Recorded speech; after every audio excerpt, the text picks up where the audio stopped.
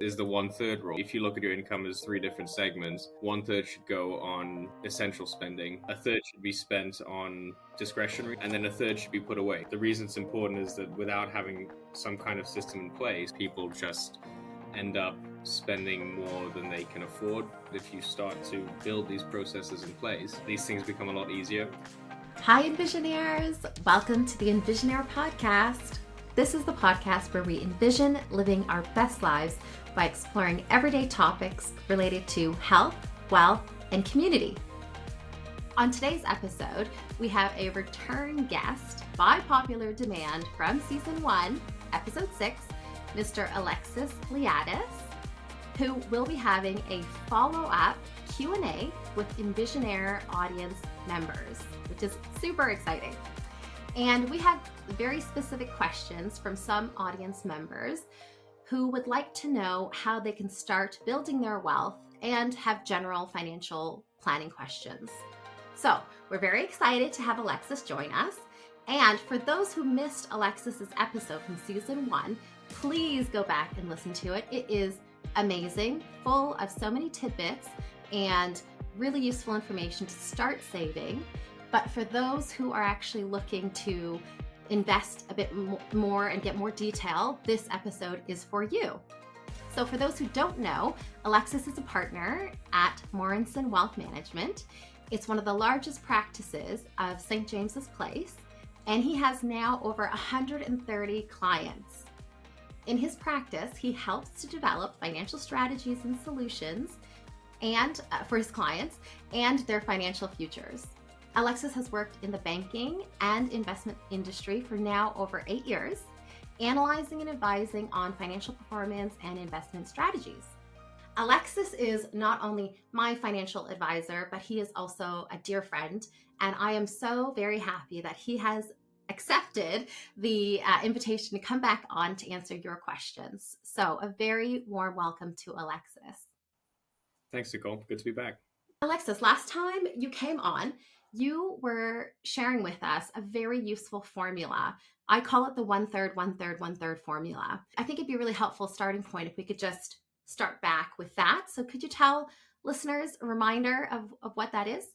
Yeah, sure. So it's kind of a principle to enable kind of effective budgeting. So when you're looking at what you're taking home, how to allocate that. And the reason it's important is that without having some kind of system in place, people just end up spending more than they can afford, or rather, even if it's not that, just not putting enough away on a regular basis. And a lot of people are unaware of the fact that if you start to build these processes in place, and you start to delegate, okay, I'll put a portion of my income there, what have you, that after a while, these things become a lot easier.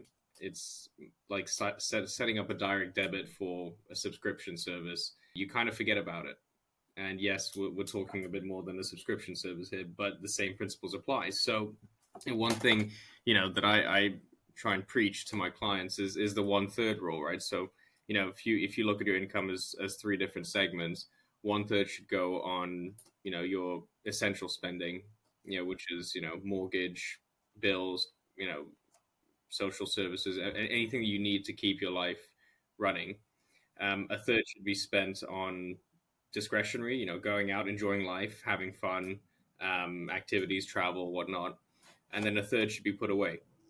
Now, obviously, and what I mentioned on the last podcast was that, these are malleable kind of segments. You don't have to stick to 1/3, 1/3, 1/3. And what I talked about last time was that obviously the more you earn, the more you can start to delegate towards that savings bucket, right? Because unless you are, just spending, as much proportionally to your income as your income grows, then you should have more discretionary income available as you start to earn more.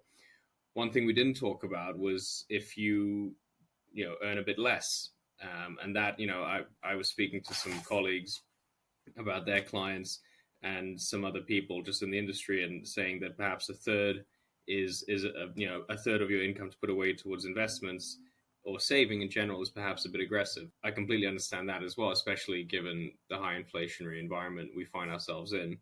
So not to fear if you're in that bucket either. I would say, at a minimum, you should be looking to put away 15% of your net income after tax. Put that away somewhere. If the rest is eaten up on essentials and discretionary, then take a look at what that split is. Is it okay? Well, literally, more than half of my income goes towards essentials. Fair. If it's, a lot of that is discretionary and I can pull that back, well, then that's time to kind of look into that and say, okay, well, how can I increase that portion of my savings bucket, to higher than 15%?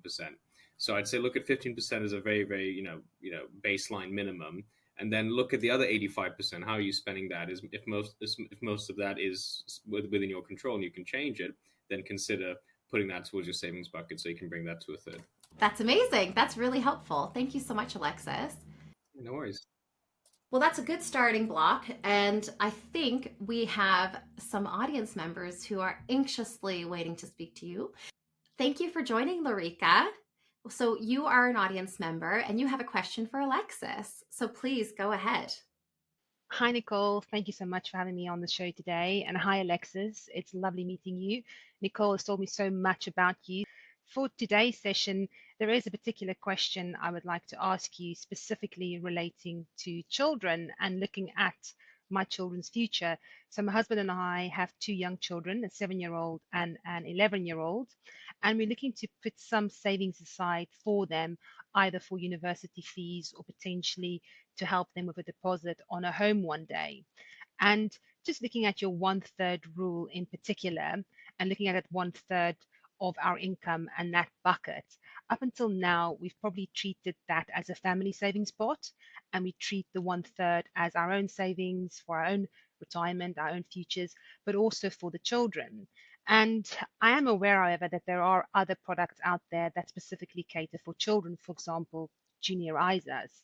And up until now, we haven't necessarily looked at those products. So my question for you today is, should we be looking at those other types of products specifically catering for children?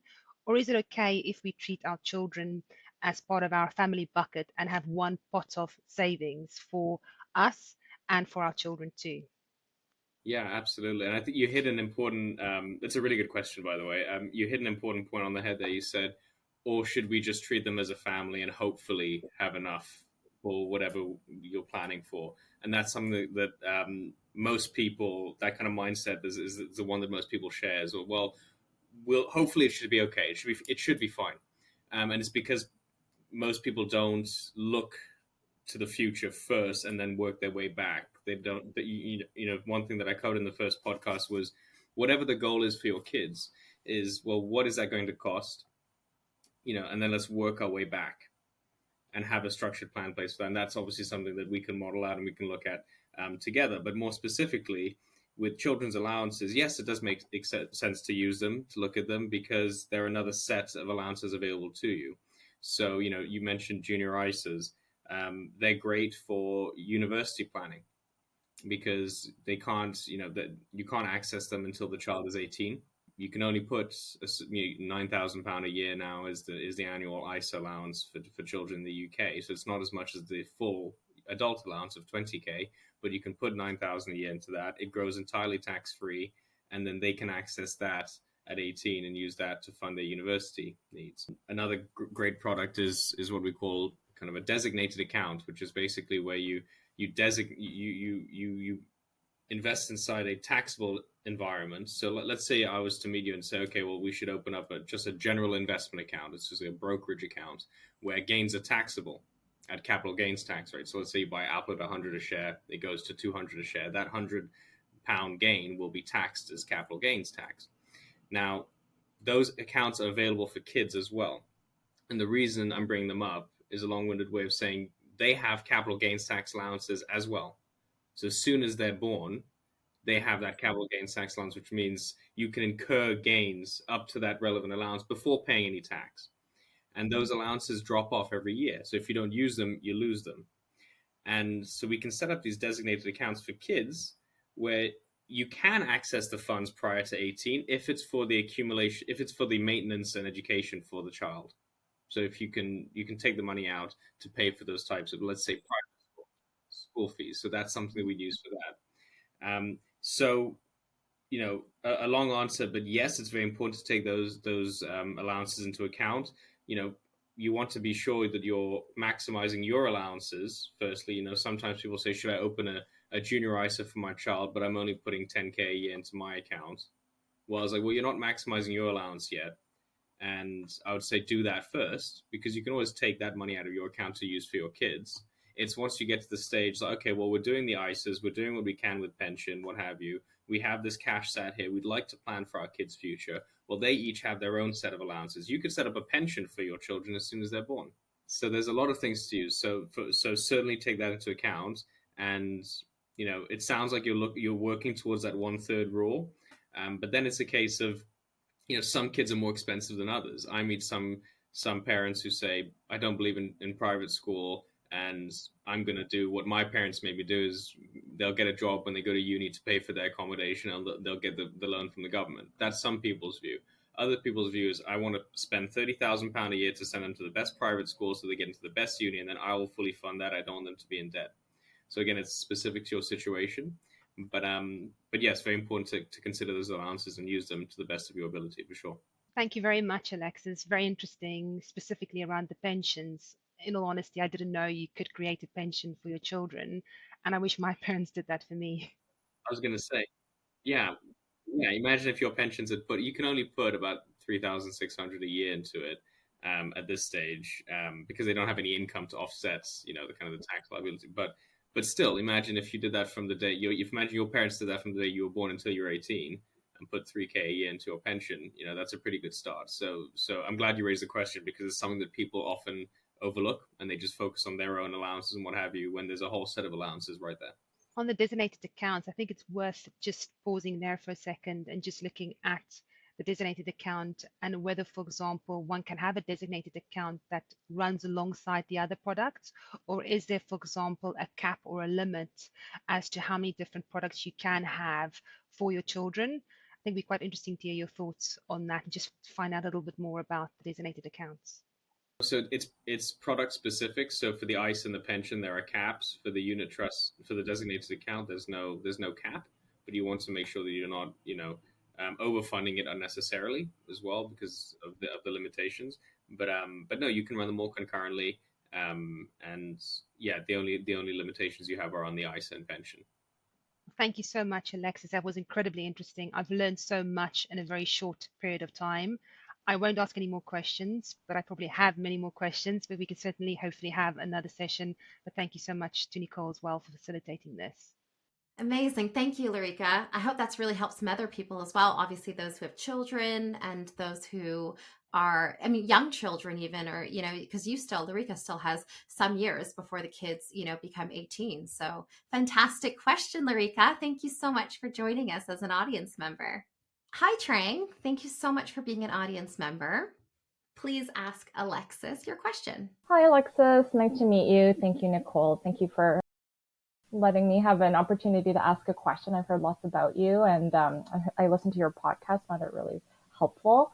For me, I'm in a little bit different context than Larica, not too far off, but I live in Canada with my husband. We've been married for a few years now. And I think, we're in a city where we both work and that we, plan to reside in probably long term. I always joke with Nicole saying that ideally in the long term, I would love to, live in a more warmer climate. But for now, I think, we're considering opportunities to potentially buy in Toronto, but we're currently renting. And, we're kind of in our mid careers right now, not early. So, and we're kind of following your 1/3 rule, for the most part, and potentially maybe thinking about having, a child in the future. So, with that context and with the current uncertainty in the economy and high interest rates, like, we're just wondering, does it make sense for us to really kind of continue renting, or perhaps, consider buying, or do we actually kind of look into other options to kind of build our wealth a little bit while we wait it out? It's a great question, Trang. So on the primary residence, so the first thing obviously is how long you're going to stay there. So it looks like, I share your dream of retiring somewhere nice and warm. But for the foreseeable, I think it looks like you're staying in Toronto. So that's the first thing I'd look at is how long term you're staying there. The primary residence it's a different conversation to looking at, sometimes people say, should I buy additional property to grow wealth? Additional property, again, this is all jurisdiction specific. I'm not too familiar with how it works in Canada, but speaking from a UK perspective, it's not very tax efficient to buy multiple properties and rent them out, because any rental income is just put right straight on top of your salary. It's taxed pretty highly, and then when you go to sell the property, you pay a lot of capital gains tax as well on any gain. It's not the same thing with the primary residence. There may be similar reliefs in Canada in terms of when you sell your primary residence, any capital gain you've made on that may be tax-free. There may be a portion. I know in the US, it's the first $250,000 of gain is tax-free. Joint couples, first $500,000. It's probably similar in Canada, but again, I'll check that. A primary residence is a good thing to have, because you're paying down a liability and you're using it to live somewhere. It's not, sometimes you want to not quite see that as an investment because it's satisfying a basic need. Paying rent is just kind of, my parents would say, is throwing money down the toilet, because you're not building up an asset. Buying a property is something that is part of a well-diversified portfolio. I think property is good for that reason. So I typically encourage clients to buy primary residences as if and when they can, because there's a lot of tax efficiencies available to that, to someone who owns a primary residence in the UK, and I'm sure it's the same worldwide. But again, check with your local jurisdiction. But then it's a case of you're asking how to build longer term wealth. Well, what I would look into is with that property. Okay, so when, how much, and how much have you got right now? Right. So in terms of funding that, right. So as a down payment. So, if it's within the next 3 to 5 years, then, I would say it's difficult to build an investment strategy for that short period of time. I'd say the minimum investment period that I'd be looking at is 3 years, because anything can happen in that interim. Anything can happen, point blank. But the longer time we have those assets invested in the market, the higher probability of success that you'll get back more than you put in. So if anything sub 3 years, I would find a high interest savings account, and I would, work towards that shorter term goal of, right, I need 50K, I need 100K for this down payment, whatever legal costs, moving costs, anything, and earmark that and forget about it. If anything above and beyond that, that's when you want to do that segregation exercise. Okay, so I've got 1/3. I need, of that 1/3 that I can save, I need X amount for this house if we want to move in 2 years. Is there anything left? If yes, okay, then we can talk about longer term saving. And then you can start to segregate that, as to, okay, well, do I want that for retirement? Do I need access to that pre-retirement, what have you? I know you have the TFSA in Canada, and then you have your pensions and what have you. So looking at those long-term products. But generally speaking, I think it's a good plan to buy a primary residence. Again, then it depends on where you are in the market cycle. Now is a bit difficult because interest rates are pretty high. So if people are, asking me, should I buy now? I'd say, well, again, it's client specific. You may have found your dream house and say that, well, I don't care what interest rates are. I want that house. I'm going to buy it. Absolutely fine. It's your money at the end of the day. But if you can afford to wait, then I would recommend to do that for now, because just the macroeconomic data is showing that we are still within that high inflationary period, but it's going the right way, and interest rates will follow suit. They're the highest they've been for a very long time. And that just obviously feeds into the mortgage market. So that's one thing I would just keep on hand when you're thinking, okay, I want to buy this primary residence. Should I, shouldn't I? I think it's a good idea. And then, okay, when? It's like, well, now's a pretty difficult time. You're going to pay a lot on that interest on the mortgage repayment. And then again, it's in terms of, affordability as well. They'll most likely take you and your partner's, incomes combined to look at what your affordability looks like. And then just make sure you're operating within your means, whatever you're, spending on rent now. So, okay, well, I want to get a mortgage for, let's say I found my dream property for $1.2 million. Well, I'll need a mortgage for $1 million. What do me and my husband earn combined? What would that equate to as a kind of lending figure? And then if I were to take that mortgage out today at 4 or 5% interest, what's that going to cost me on a monthly basis? It should be at or below what your current rent is. So maybe, I don't know if you have a mortgage broker you can speak to. Sometimes, like we have a mortgage team, and I'll recommend clients to just speak to them and say, hey, they'll run some scenarios and say, okay, well, this is what happens if you put 20% down, 10% down, 30% down.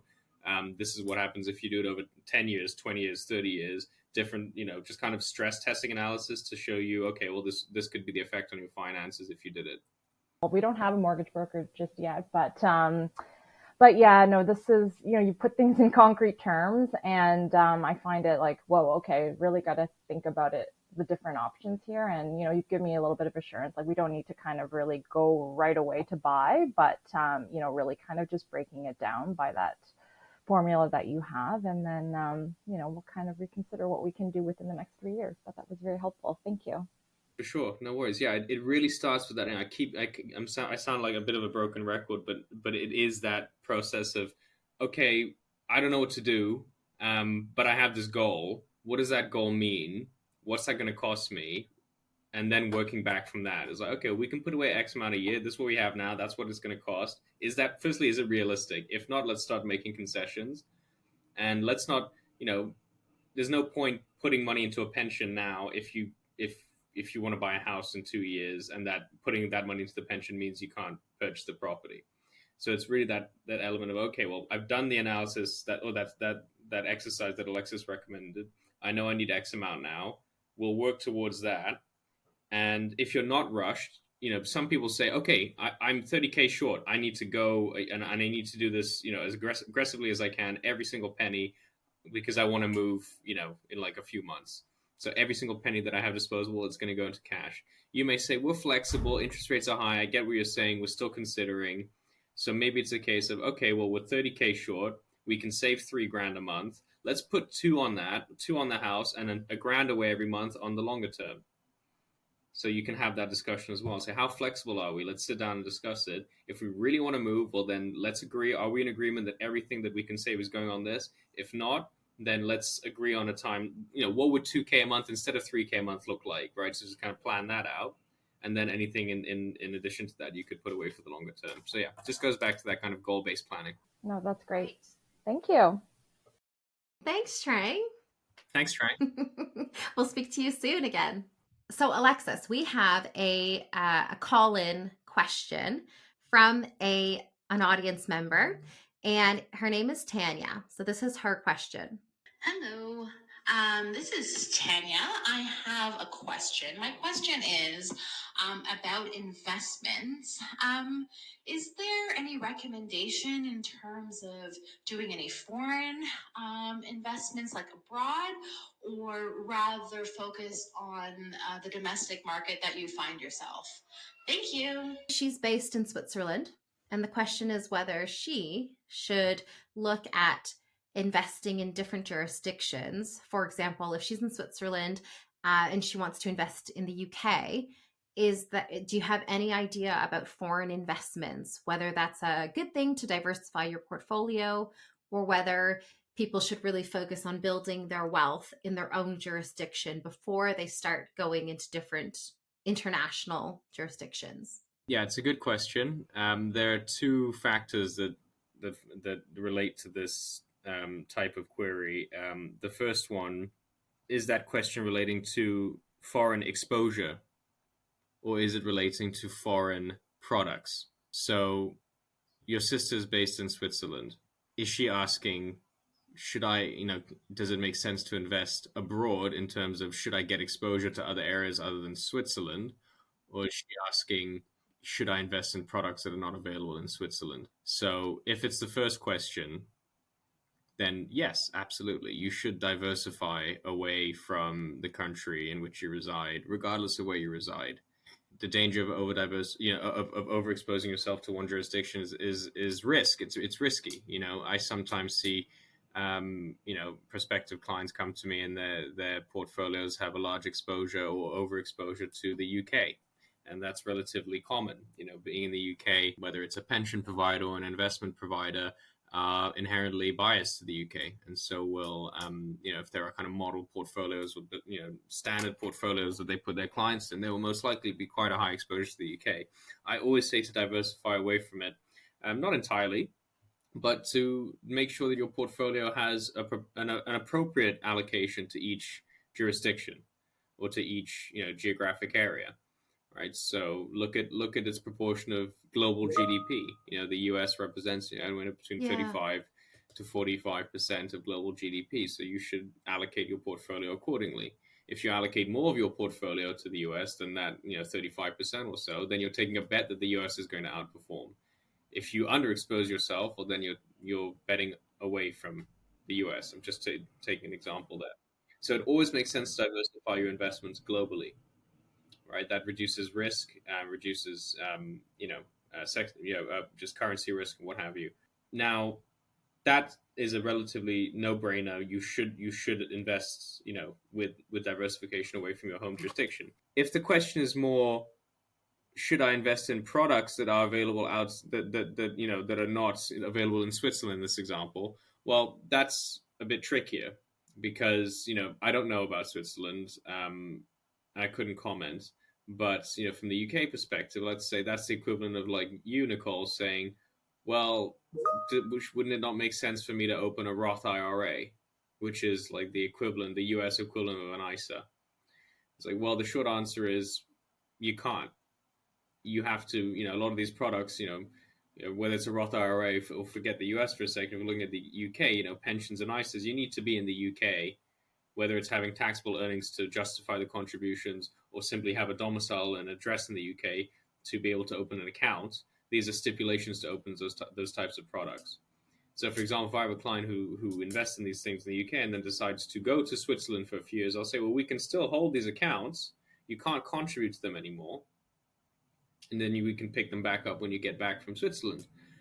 So it really relates to what your sister, is she asking more about the underlying investment exposure, or is she saying, I read something that Germany had this really good, tax-free savings account. Well, in all likelihood, those types of products will only be available at the domestic level. So if you're not a resident of that country, you're looking to access those products, most likely it's not available to you. Because you're not a tax resident. But if it's about, should I diversify away from Switzerland, then yes. Yeah, I think it's the diversification away from Switzerland, and so that is actually really helpful for her. But that is a good nuance and something for her to consider. So if she has any further questions, I will recommend that she reaches out to you directly. And if you have anyone, also you can refer her if it's outside of your remit. Then if you have anyone in Switzerland who you can recommend, I'm sure she'd greatly appreciate that. But right. For sure. Thank you so much, Alexis, for that. All right, we have one audience member called Veda who would like to join, so I'm going to ask her to join now. Hi, Alexis. How are you? Thank you so much for your time today, and thank you so much for the episode you did in season 1. That was really, really informative, and you explained everything in such a simple terms, so that was really helpful for investment newbie like me. So thank you for that. My question for today is about sustainable investment, or more specifically is how to be a bit more aware where exactly your money is going, so you are not accidentally supporting certain industries or certain courses that you probably don't want to be supporting. I know there are eco funds, green funds, but what would be the key factors to look into, just going with the general ISA investments, so you are a bit more aware where exactly you are investing your money? Yeah, it's a great question, and it's obviously something that everyone is taking more and more seriously as we progress, because it's really important, and it's the future of the economy, it's the future of our world, really. A lot of people are waking up to the fact, it's like, well, what's the point of me putting all this money away for the future if I don't want to retire in the world I end up in? So it's extremely important, and yes, you can monitor this. So, I mean, firstly, a bit about kind of the way that we monitor it is that all of our fund managers at St. James's Place, they're all signatories of the United Nations Principles for Responsible Investment. So we're really proud to say that, is that they've all signed that, which means that they are, looking to avoid. There's two ways to approach ESG. There's negative screening, which is where you go through, like a fund manager, let's say, when they kind of build a portfolio, they will say, I don't want any tobacco, firearms, gambling, warfare. I don't want any exposure to that. That's the first stage. The second stage is positive screening, which is after you've done negative screening. So now you've whittled those out. Now within that subset, how many of these companies are actually giving to charity, watching their carbon footprint, how many women are on the board, these types of environmental and societal issues. So that's positive screening. So you want to see if your fund manager is a signatory of that. There are loads of ESG criteria online now. You'll see that if you go into Morningstar or FE Analytics or all these different providers that provide data, there'll be a kind of a sustainable score or an ESG score, and they'll explain kind of where that fits inside the industry. So if you're looking at it, from an advisory perspective, you want to ask these questions, right? So like to your advisor, are you following these principles? Do you employ these types of screenings? What are the underlying holdings? Those types of questions to ensure that your advisor is following those principles. If you're doing it personally, well, if you're picking single stocks, then, maybe don't invest in, defense and, gambling in casinos and things like that. But if you're looking at funds, then you can find all these outputs online that will go into, you can look at the holdings first and say, oh, that's tobacco, I don't want that. So that gives you an idea. Or there'll be an ESG rating out of 10, and they'll explain kind of what factors go into that. So you should get a pretty good idea of that. And once you invest in that type of fund, they will have a commitment to maintain that. So you shouldn't feel the need to continuously go back and say, oh, I should check if that fund is still ESG compliant. So there are a lot of things like data. There's a lot of data in place for you to be able to look at this, both at the fund level and individually. I mean, that's a bit more straightforward. If you're looking at just kind of a single stock, you can see what that company does. But yeah, if you're employing an advisor, if you're working with someone, ask those types of questions. Are your fund managers signatories of the United Nations Principles for Responsible Investment? Can we take a look at a few of your funds? What do they invest in? So you can ask about the advisor's processes in the background. So those are kind of things I'd look out for. Thank you so much, Alexis. These were really great and informative tips, and I feel way more confident with my own investments. So thank you so much for that. So, Alexis, thank you so much for answering all of the questions from the audience members. Really, really appreciate your time on that. We are now at the final segment of the EnvisionAir podcast. And you might remember this. This is the EnvisionAir questionnaire, where we ask our guests to answer questions from their past, present, and future. So we'll do like a rapid fire one. So looking towards your past, what was your best childhood memory? Just off the top of your head. I think it was probably when I used to go to this amusement park with my mom right outside of New York, called Rye Playland, and it was a really fun, like, little, they just had roller coasters and things like that. And I just remember going there. I have this memory in my mind with my mom.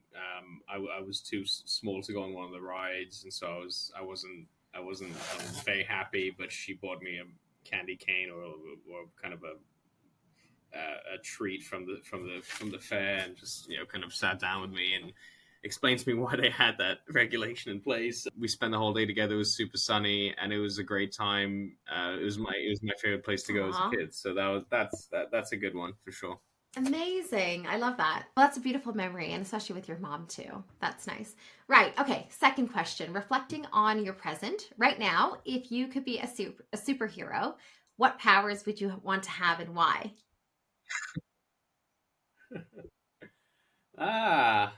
If I was a superhero, what superpowers would I have and why? That's a good one. Let's see. I would be the Flash, so I could just completely axe out my commute in the morning. That would be a really good one. I would just run to work and be there in a minute. That's pretty boring, but it would work for me. Yeah, that's amazing. The Flash, I love that. Right, okay. And I think a lot of people I would love that. Okay, and looking forward, if you had no obligations, commitments, or restrictions, where would you love to live in 5 years? No obligations, commitments, or restrictions. Where would I live in 5 years? It's a tie between going back to the US, to kind of my childhood, like upstate New York, upstate, like the Hamptons area, because we used to hang around there. And I have so many amazing memories from there, and I just want to go back. Or Bali, which is somewhere that I've discovered over the last 4 years or so, and somewhere I keep going back. And it's just such an amazing country. It's really far, but when you're there, you feel it's just paradisical. So yeah, if I had no commitments, I'd probably spend half my time between um, the East Coast of the US and Bali. That would be great. Amazing. I love that. I've never been to Bali, and I just would love to go. But I mean, both sounds amazing. Thank you so much, Alexis, for being part of the EnvisionAir podcast again. We really appreciate all the advice you gave all the EnvisionAirs, and we can't wait to have you on again. And for anyone who's looking to connect with Alexis, I will, of course, put all of his details in the show notes and the links, and please do reach out to him if you have any specific questions. Right. Thank you, Alexis. Lots of love.